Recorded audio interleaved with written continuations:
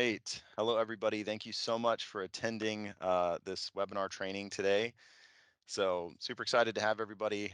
So we do one a month, and this is a joint partnership between Alltech Services, Data Magic, Global Quest, and Global Data Systems. We want to provide training to our clients because we sell the Microsoft 365 suite to our clients, and we want to make sure they know all of the good stuff that is included in these subscriptions. It's insanely powerful, and most of them are very simple. So don't get overwhelmed as we get into these trainings to think, oh, it's too much. You can really piece by piece see which applications you can apply to your workflow, and that's the point of this whole training. So thanks for joining. I know we'll have some more people as usual coming in as we start. Just wanted to do a quick introduction before we get started. If anybody, any of the other MSPs in the call want to introduce yourself or say anything, we got Mike, Stephen Young, and Gary on the call as well. Hello, everyone. This is Steve from Global Data Systems. This is Gary Sullivan from Data Magic. Just thank you for Alltech, Taher for putting this on and helping us all out with it, and thanks to our partnership with Global Quest and Global Data Systems, and most importantly Alltech. So appreciate it. Thank you for anybody that's here from Data Magic. Please share feedback with us after the call, good, bad, ugly. But again, and also Kamal, thank you very much for the help in putting this on. Awesome, man. Thanks, Gary. All right, Mike, anything before we Yeah, hi. get started? I like to really reiterate what Gary said. Thanks for all the guys in the group. Kamal, thanks for doing this for us. This is one of those tools I don't use or I've never really even seen, so I'm sort of excited to see if we can apply it to our business. And again, any customers from the Buffalo area, if you have any questions afterwards, please reach out to us. And we look forward to the webinar series this year. Thanks, Tahar, for everything. Always Yeah, appreciate it, buddy. no problem. We got one a month coming up, so y'all will hear about all of the ones coming up. We have webinar pages on all of our websites if you ever want to just go and register in advance. So we're super excited about the series. So without further ado, let me give a quick introduction. Today we're going to be going over Microsoft Forms and Microsoft Bookings. So these are two not very well-known applications, but they're super applicable to pretty much any business. So almost every sales department is using Calendly, and that's another portal they got to get into. It's another thing they have to do. Well, Bookings is a great alternative to that. And Forms, you can do great employee onboarding. You can use it for your processes. Kamal is going to show us everything it can do. It's awesome. And as a reminder, this will be recorded, so if there's any pieces you really liked, you can go back and view it later. So Kamal is kind of our go-to for Microsoft 365 trainings. He does a phenomenal job, and he has a ton of experience. Kamal, I'm going to go ahead and pass it to you if you want to do introductions and kick this thing off. All right, I need to unmute myself. How's everyone doing? My name is Kamal Deiratany. I am a Microsoft 365 end user experience engineer. I have 6 years of experience with the Microsoft suite and the products. I've used all of them. I've done end user training in many different industries, from healthcare all the way to tech. So been using those products since day one, especially Microsoft Forms. I've used it since it was in preview. So I was one of those that tried it in pilot preview and then when it went to production. So I'm a big fan of Microsoft Forms, and I'm gonna get started with it. I'm very excited because I think this is one of the most underrated applications that Microsoft offers as part of the suite, and everybody has access to it as part of the most licensing options. Now, of course, I'm not going to talk about licensing options and things like that and how you can get to it. I think your administration or you can reach out to your admin to get that, but I'm going to cover what is Microsoft Forms at a high level and some of the features it offers and how you can access it. Other than that, we can get also into Microsoft Teams and how Microsoft Forms integrates within Microsoft Teams as well, how you can share it with others and view the results as well. We'll do some demos as well to show you all of that, and we will get into bookings, Microsoft bookings as well. So what is Microsoft Forms really? And as I said at the beginning, it is a very underrated app because it allows you to do surveys, quizzes, You can run polls by your team very easily within Microsoft Teams, within your email, or by just sharing a link. It's accessible from a mobile device, a tablet, or from the web browser. Once you create those forms, you can share them with others. You can view the results in a very nice UI, I would say, especially the result view way. But then you can also dig in deeper. You can go into the Excel format of those results, and you could do additional analytics. From the additional analytics, once you pull the Excel sheet, you can even toss it into Tableau, Power BI, any analytical forms outside just an Excel sheet. So that you can do so much with it. And now with the cloud and M365, you can even put your forms in the cloud so it's accessible, easy, and anyone from the team can see it. And it's live data as well. So where do you really find Microsoft Forms? There are many ways you can get to the application. If you've accessed any of the Office web apps by going to office.com, or if you're a government, you access it differently. But office.com, from there, the top left, you can see that hamburger icon that you see here. I call it the hamburger icon, but it's whatever you want to call it. The top left next to Forms, and you can see all your applications. Forms would be one of them.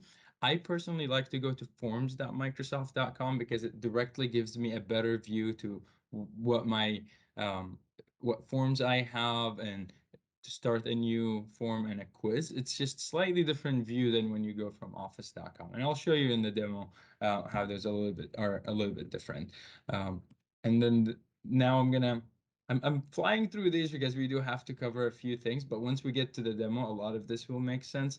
And like Tahir said at the beginning, these are very simple tools. There's nothing complex about them. So when you create a form, you have two options: create a form or a quiz. So a quiz mainly, they introduced it for teachers and instructors because Office 365 is sold heavily for universities. And when it first came out, it just had a form. A quiz allows you to do a wrong answer and a right answer, so it has more options, but it's not very common in the industry. So I'm gonna more focus on creating a form, which is the one on the left-hand side. So you simply click on new form and it will launch it, and it asks you first for the name, description, basic information, and then at the bottom you can select between what type of question do you want to ask. You can choose between choice, text, rating. There's a date question, and then if people always forget about that drop down, and I get a lot of questions like, "Oh, you said we can add section." Well, click on that drop down and you'll see it. Same thing with a few other options that you have there for it. Now let's pretend you created that form, and we will do one in a second. Then you can share that form with your team, or you can share it anonymously with others, or within the organization, outside the organizations. Those options are all available to you. They're usually in the settings, or when you click on share. Before you take that link, before you copy that link, make sure you select all the options that you have. You can share with anyone. Anyone is an option that sometimes is disabled by admins. So if it is, that's because of permissions. If it's not, then when you use it, you can send it to anyone outside the organization. Only people in your org can respond. This one allows you to send it to pretty much anyone that has the same uh, under the same tenant as you. And then specific people in my organization can respond. Once you click on that, it will give you another drop down with options. Do you want to put the name of the user? You can put a name of a group if it's synced. So that is also an option to select with a specific group of people. Once you do that, there are also options to send that link. So not only a link, barcodes now are very common, especially since COVID. So there's an option to do that. You can embed the survey on your SharePoint site by using the embed option. So embed option will give you the HTML code that you can put on a website or within a SharePoint site. And lastly is email. If you click on that, it will launch your Outlook and online, and it will format an email and a link in it to send it to users. And once all of that is done, you can view the results that is part of what I'm going to show you as well. So results allow you to at least quickly see where we're at. Are we getting more responses on a specific item or not? But then when you see that green button that says view results, that will give you more detailed results. And if you open it in Excel, you can see also more details. In this example, it showed me 30 responses. It took them an average of 3 minutes to complete. This is actually important, the time, because a lot of people, you need to know how long it's taking them. Is it a long survey? And then when you send an email to say, take this survey, you can say, this takes an average 5 minutes. So this is a helpful feature as well. All right, so I guess there's no really Q&A at the moment, but I'm going to stop sharing and switch over to the actual demo.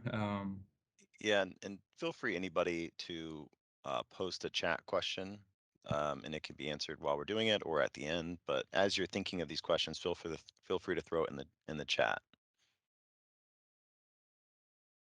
So, yeah. And Tahir, let me know if you see any questions that need to be answered, but I'll keep going until you pause me. Sounds good. All right, so let me share my Microsoft Teams, and can you confirm you see my screen now? Yep. All right, so Microsoft Forms, like I said, is accessible by going to theoffice.com. This is my preferred link because you can see the view. It will give me templates. I will see all the forms that I have. I can create new one as well. But when you go to office.com directly, let's go to it. Oh, I broke the internet. Office.com, usually this is the landing page. And if you are in any Office application on the web, you should see the app launcher on the top left. And from it, you can see all the apps that you have, and Microsoft Forms would be one of them. See, this one will give you slightly different form with only your recent or your pinned shared with me. And you can scroll down and see your teams as well. So it's slightly different way view. This is more focused on collaboration. The other one is focused on personal forms. In Microsoft Teams is what I want to focus on, because I can go over how to create a form from here now and such, but I think the best way to use a form, not personal, to use it as part of a team, because this way it's not lost if the users left the company. It's not gone if others can actually edit the form and modify it and see the results once you create it within a team. So if I have a leadership team, let's say, and we're gonna go to this resources one, and I'm gonna click on the plus sign, and I can add a tab. That tab, you will see a bunch of applications you can add. Forms is one of them. There are admins that disable this feature, but Forms is a Microsoft application. So if third-party apps are blocked, this should still be visible because it's part of the Microsoft applications. You select that one, and it's going to ask you, do you want to create a new form or do you want to add an existing form? So for everyone that may have just gotten a little, I don't want to say overwhelmed there, but what Kamal just did there, adding an app to Teams, that is an incredibly powerful thing that is very easy to use. The first time you see it, it's like, wait, what just happened? But when you add a tab, either there or on the left-hand side, now you have access to a whole nother app right there within your Teams dashboard. So Teams now, instead of just a chat messaging application, becomes a dashboard. It becomes an aggregate of all of your applications you use on a daily basis. For instance, we use a lot of apps like Vacation Tracker and things that our employees use. Rather than having to log in some other browser, it's all within Teams. Now that sounds complicated, but it's really not, and it's really helpful. And so that's what Kamal is showing here, is just integrating a form right into a current Teams channel that he has. Exactly. And if you don't want to go to that where I showed you forms is, you can add it on the left-hand side as an app within your Microsoft Teams. And if I do that, actually, I don't mind doing it, then I can add it as an application. And now all the forms that I have, even my personal forms, will be visible within Microsoft Teams. So if I go back to Teams here and I add it as a tab within one of my channels, then I have again one of those options to either create a new one or add an existing form. Adding an existing form, you can use some of the ones you personally have, and maybe you worked on one initially, and then now you're ready to share it with your team. You can do it this way, and then it will automatically be shared with the team members. It allows you to select the options. Do you just want to share the results, or you want to collect responses from the team? The create and share one is usually the preferred option to start from Microsoft Teams, creating the form if you want to share it with other team members. So I'm going to call it onboarding resources, since this is resource tab. Post the channel, that's fine. And it's going to create the survey where you can start adding questions like I showed you earlier. So now this tab allows anyone on the team to edit this form. So keep that in mind. This is using this option, all the team members, if you have 10, 20, they can all see and edit this one. If you don't want to allow them to edit, just view and respond, then you need to create a personal form and then use an existing share. And this, when I clicked on the plus sign, you say share existing form. So now this is where I have the form and I can create it and I can add um, more questions, description to it. So this is onboarding resource, and then you can add description of what this will be used for. This will be used to hire new resources or to add new resources to the team. And then you can add questions. This is the same as when you go from the web where you can select choice, text, and so on. I'm going to zoom out here a little bit. And you can see the additional options that we have. I love this new feature of suggesting questions. Microsoft is pushing AI a lot, and it is within Microsoft Forms as well. You could select a multiple choice, let's say, and I say, um, if you're asking a yes or no question, it will automatically uh, give you those yes, no, other option. You don't have to actually type it in. Do you like pizza, let's say? And then it would say, yes, no, I don't want to add maybes, but you can add your additional options as well. So they introduced this one, but now based on that question, you ask, do you like pizza? If you click on that lightning bolt thing, it will suggest additional questions that might be related to it. Maybe I asked a difficult question for it now, like pizza, but if you're asking about onboarding, it's going to start thinking any other feedback you'd like to provide. And these, in a lot of cases, for me personally, when I use it, I'm like, oh yeah, this is a good question. What is your job type? I didn't think of that, but I need it. So I'm going to add this one. What is your start date? I think because they read onboarding is the name of the form, and now they're telling me maybe you shouldn't ask about pizza. Maybe you should ask about those. Those are the important questions. So if I add all of them, let's say, and then I say add selected, they're all going to populate. Now I have a survey created for me and I didn't have to do much. I can modify it now and say new hire appointment and paper process. How was that process? Poor, bad, good, excellent. You can add even more columns like NA if you want, and so on. This is awesome. I didn't even know that was a thing, Kamal.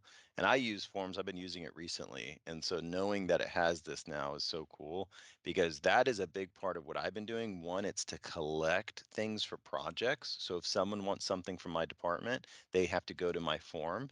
If they want a campaign or a sales sheet or whatever that they have to put in, include, any documents you have about this service, include what you want to be told or asked about, blah, blah, blah. And that all comes to me as a response so I can start on that process. But in addition, we use the quiz. So after we're done onboarding a new employee, we actually quiz them. And, we want them to get a 90% on the things that we have taught them in the onboarding. And if not, then we just go back and have them revisit the pieces that they got wrong. And so this is just two directly applicable things on in our organization, but everyone listening, I'm sure you can already start to think like, how can these forms and quizzes be applied internally, so I don't have to send my team to yet another pulley or yet another thing.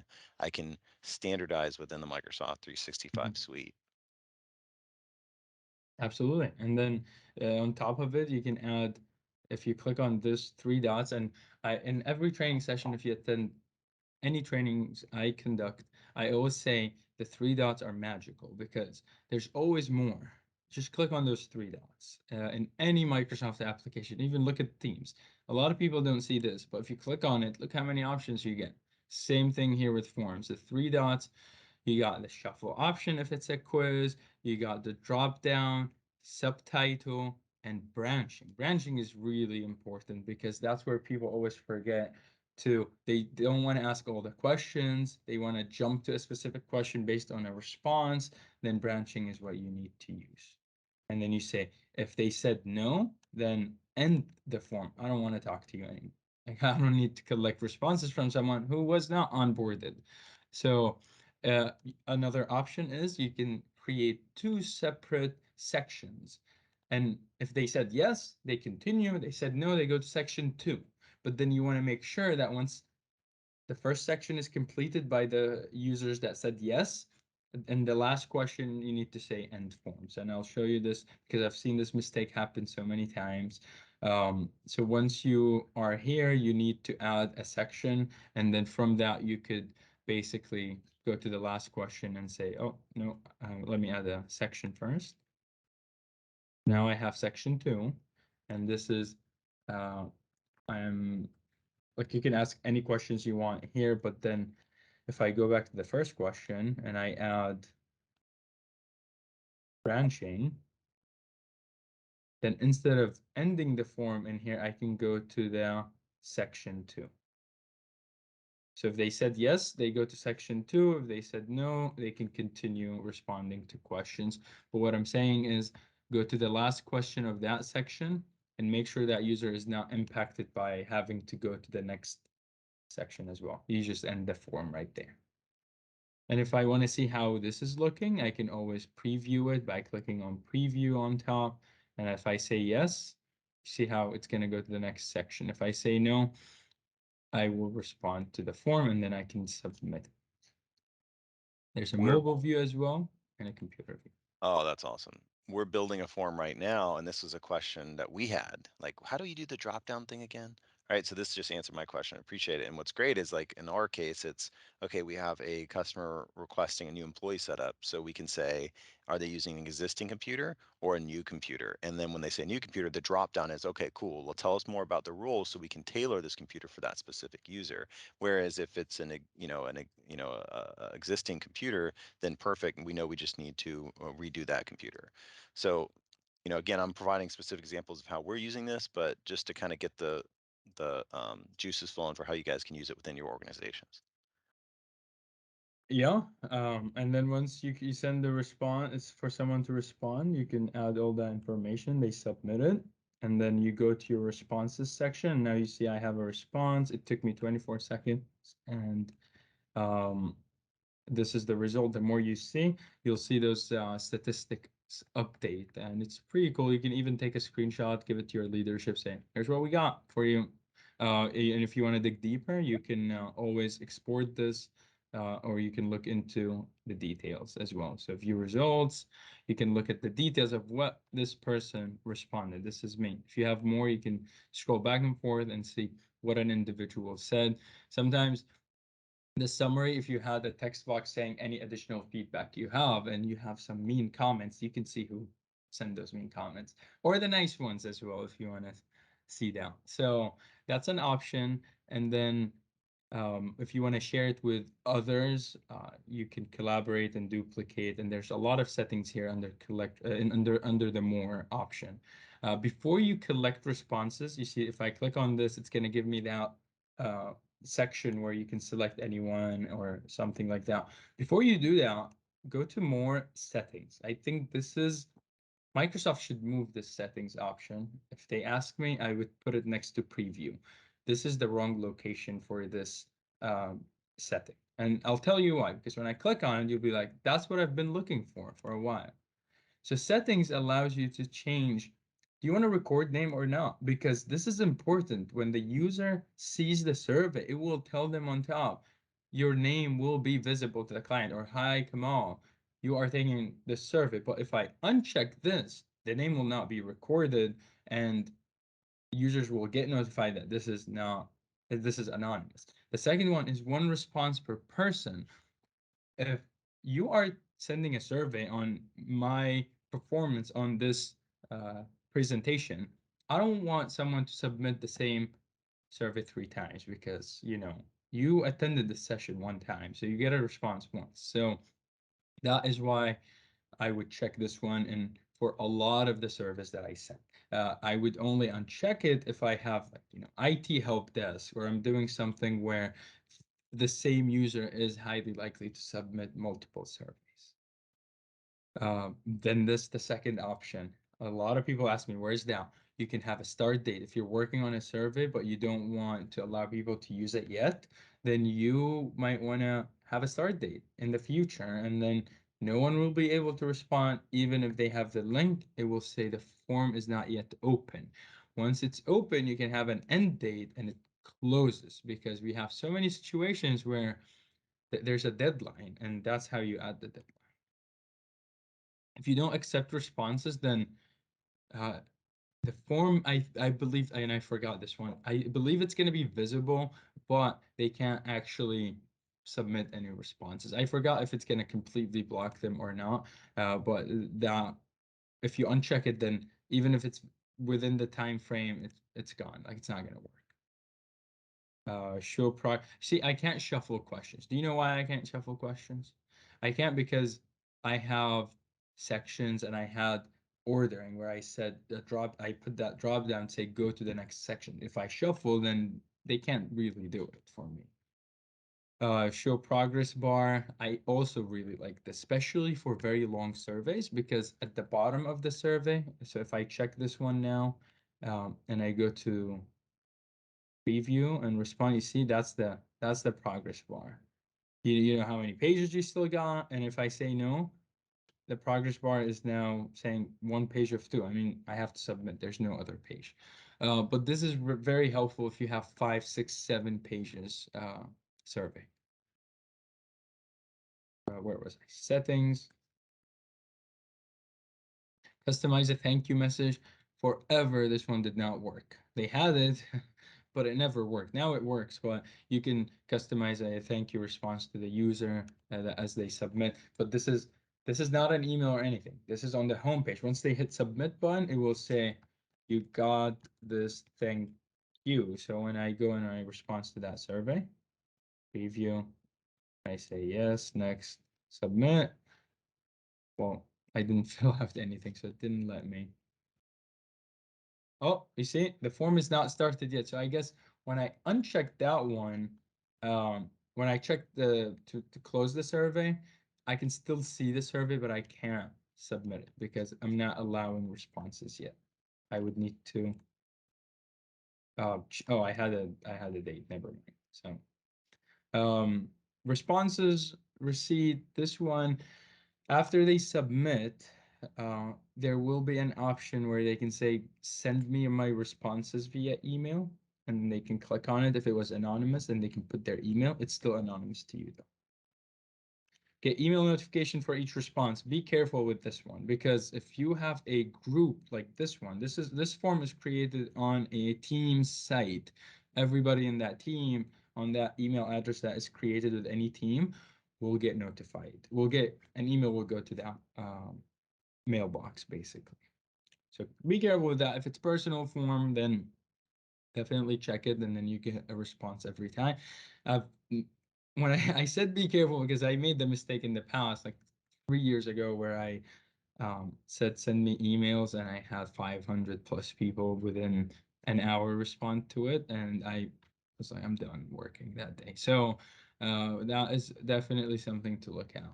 And you can see the settings here had a lot of options. So I'm not wrong when I say Microsoft's going to move it somewhere else.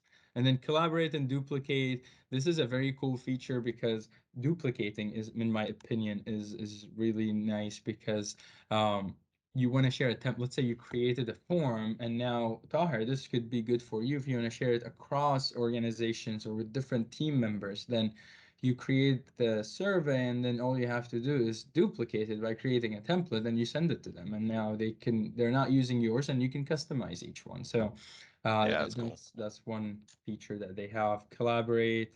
You can share it with others, individuals or teams to edit the form. See this one, it says enter name, group, or email address, and then you can share it with them. Who can access it at the moment is the customer team, but if I add the leadership team uh, to it, then I'm sharing the same survey, and if I go to the leadership team, I can add it as a survey to that team. Any questions? Do we get any questions on forms? No, I didn't see any come through. Hopefully, everyone's learning something from this. I mean, obviously, it goes pretty deep, but at the same time, it can also be super simple. So you don't have to go through all these settings when creating a form. I just like that Kamal is covering it. So this is great. And again, all this is recorded, so you'll be able to review it again. Yeah, absolutely. And if some people in the past had asked me, I don't like the view and to edit in Microsoft Teams because if you can tell, half of my view is taken by other things. Then you can click on the drop down, go to website, and this one will launch the same form in Microsoft Forms. So I guess I don't have permission for this one. It messed up accounts because I have like 5 logged in right now. But that's one option where you can um, go there.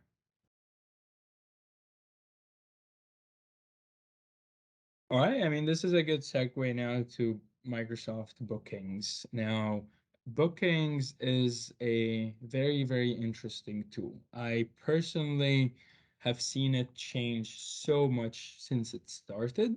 It went from being just like literally like Calendly at the beginning, where they were trying to move everyone over to it, to becoming a much more comprehensive tool that comes as part of the, I think the Business Basic is the first one that gives you bookings. But again, not going to talk about licensing, but this is something that you can use. You can go to Microsoft Bookings the same way as Forms by clicking on all apps. Bookings is normally the first one, and that will launch the web version of Bookings, where you can see, it's well, I create a new account for these presentations, so it's giving me welcome to Bookings, manage places, and all those introduction to it. I don't have anything on this account. So I can either create a new calendar or discover existing calendars that my team might have. And I already am part of one. It's called the IT Clinic 101. But you can always create a new calendar. One option is by going to Bookings, this is the direct link to it, or you can go from the navigation window. The other option, which I normally tell people to go that route, as if you are new to Bookings, is through Microsoft Teams. So if you have, let's say, a planning team, what you can do is click on the plus sign to add a tab, the same way we did Microsoft Forms. And you would add, actually, sorry, this one on the left-hand side, let's start here. More apps you search for booking, and you add it as an app within Microsoft Teams. When you add it, it will show up on the left-hand side, just like calendar, Teams, chat, and so on. I personally would right click and pin it if you think you will be using it every day. You can even drag it up and down to move and reorder if you want. I'm using the web version. That's not possible, but on the desktop app, you can do that. Get started. You can create a new booking calendar or you can create an existing one. Again, I'm part of an existing one. However, I'm going to show you real quick how simple it is. Just a new booking calendar. You give the name for it. So let's say IT Clinic and business type. It gives you options. This is going to help you with some of the AI templates for the calendar bookings that you will have. So eventually, when we start creating schedules and appointments, those appointments they will give you recommendations. Oh, do you want an initial consultation or do you want laptop support or things like that based on what you select here. So if I select IT support, I can add also send attendees responses to who. So who do you want to send that to? Is it someone on your team, a manager, so on? You don't have to respond to any of these. You don't have to add a business phone number. You can just hit save, and it will take a few minutes to create. So be patient here. You don't need to be rushing this one. Don't you can close, go somewhere else, but it will take time. It's not going to be instant like forms because it's building calendars. It's actually creating a whole account within your admin tenant. So your admins will see it as an email address actually because it's creating all of that for you.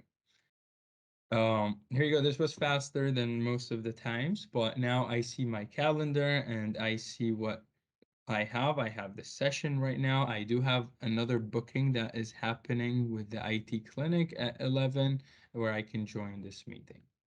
So to get started, normally from Teams, to keep it simple, I would start by adding members and go to the three dots settings here where you can add appointment types and staff. Adding staff helps you see multiple resources that you have in team members, and you can add appointments to each one of them.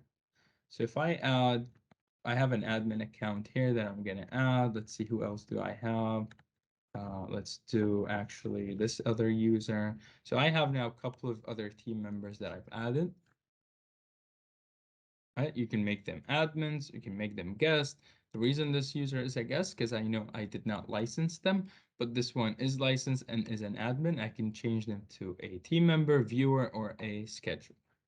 So if you have a secretary who is sitting up front and he is scheduling appointments for your team, that's for a clinic, I would say, then that person could be the scheduler. They don't need to be deleting things. They don't need to attend any of the sessions. They're just scheduling. Then you can change it to them.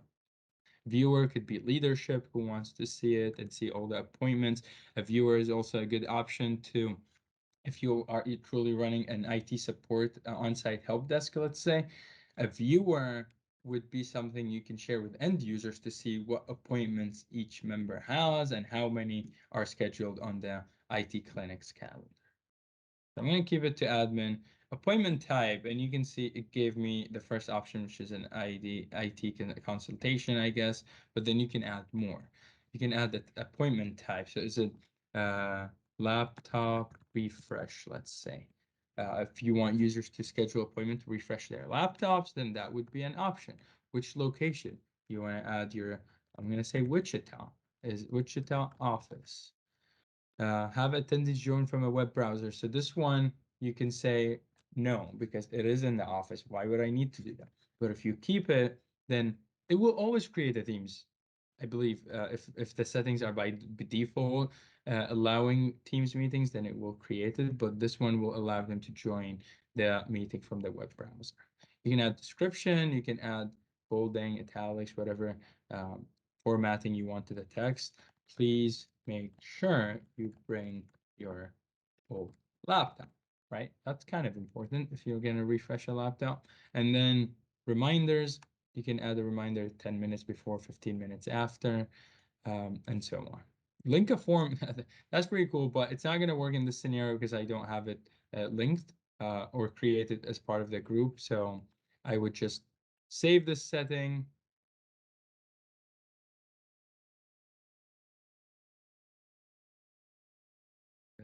Uh, it disappeared because I went back and forth. But that's one way you can add additional appointments to your bookings.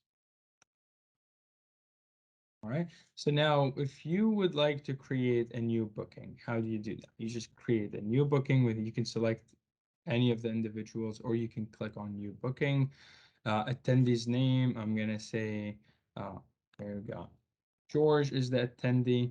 Attendee email address is required because if you don't include that, it's not gonna let you send because they're gonna send a calendar invite to that user. So I'm gonna go with myself here just because I want to show you how the email comes in. Phone number, if you add that one, it will allow you to send text message reminders. And think about it, this is a feature part of bookings. You don't have to pay additional for it. It comes with bookings, and the users will be reminded via text message. I think it's pretty nice because a lot of other options to schedule calendar invites and things like that, and bookings and appointments, they might charge you additionally to send text message reminders. This one is part of bookings. You select the time, you can add more people, and then you can add staff. In this scenario, I'm going to add this staff member and select the time. Let's select 12 to 1 o'clock. Make this a team meeting. This will allow them to join the meeting via Teams. If you uncheck it, then there's no Teams meeting. They have to attend in person.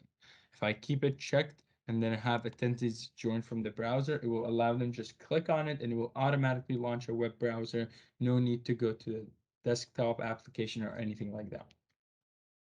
Add a message in here if you'd like, confirmation message, anything like that. And you can add the reminders the way you want. It's pretty straightforward. This is everybody on this call. I'm 100% sure you have scheduled an Outlook invite before. This is the same way. This is very similar. It's just setting it up sometimes takes some time to create all these appointment types.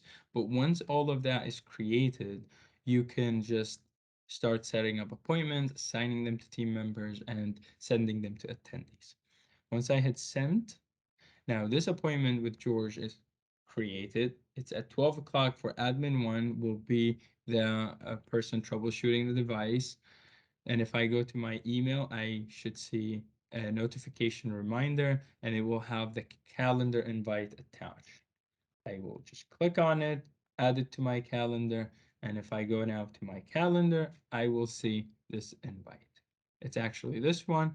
Once I select it, I can hit join, and I can join this meeting. The details of what we said are also in this invite.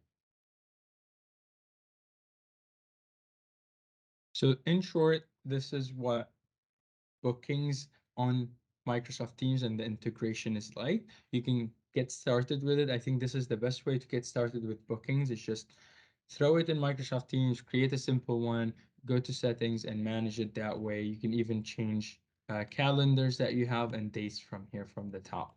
If you want to do more, manage more settings, add more things to it, then you can go directly to the bookings app from here, because this one will give you more options in terms of settings, managing it as an admin. So if I go to the IT clinic here, this one, you can see a completely different view now. You can add your business information and details. This is the real thing. This is the more details. The coloring comes in, the customers you can add in here. You can export and add a lot more things to it from this view. So I'm looking at the IT clinic calendar, but you can have multiple calendars in here. This is the actual calendar viewed by day. You can look at work week, month week, whatever you'd like to see how busy you are. You got the booking page, bunch of settings in here. So do you want default scheduling policy? Is it 30 minutes or 25 minutes? Some people do that now. Or is it a session that is always 45? What lead time do you need to have? There's so much that you can go over here that would take it to the next level.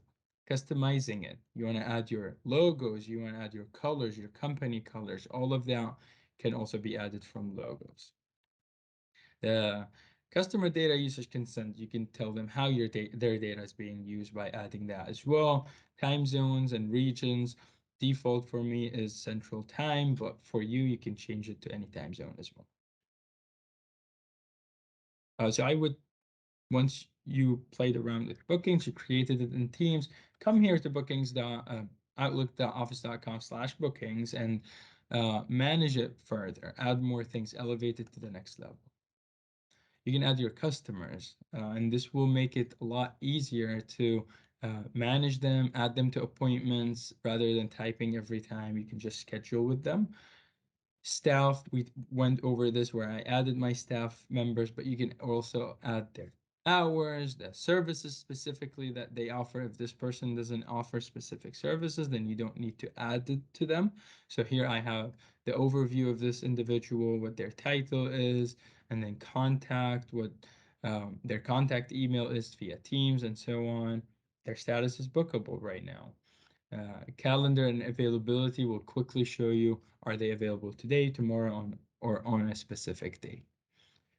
Services, I don't have this filled out, but you can associate a service with specific team members. These are the services that you have. You can add as many as you want, whether they're 30 minutes, 10 minutes, 5 minutes, an hour.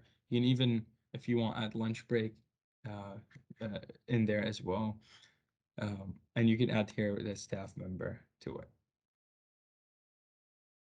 This is your business information. Do you want to add details on what your business is doing, what you can help with? The logo again here, business hours, and then the integration is where you can add Power Automate.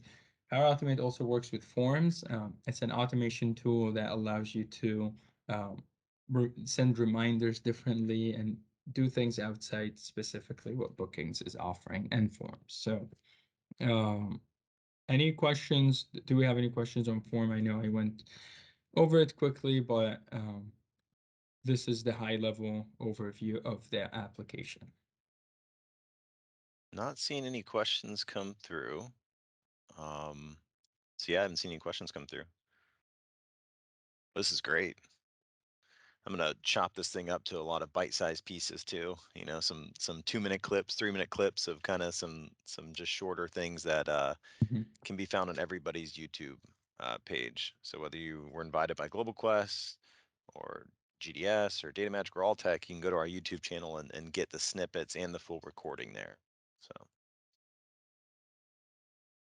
yeah. Well, did you have anything else you wanted to cover on the bookings side, Kamal? No, I think that's it. If there are any questions, I'm sure they can rewatch it, reach out to myself or you, and we can answer any of those questions. Awesome. Well, for everybody who's here and actually stood through the whole presentation, we appreciate it. You're dedicated to learning. We have a number of webinars coming up on Excel, Microsoft Teams, different technologies that can just make your work life easier, such as easy conference room systems that don't cost a ton of money, easy setup. So make sure to be on the lookout for those upcoming webinars. The recording, again, will be on everybody's YouTube channel. Thanks, Kamal, again. Um, just wanted to open up one more time if anyone has any questions before we conclude. All right, y'all. Well, thanks again. Thanks for all the IT providers on the call that helped make this thing a reality, and for all of the clients and community that has joined today. We appreciate y'all a lot, and have a great week.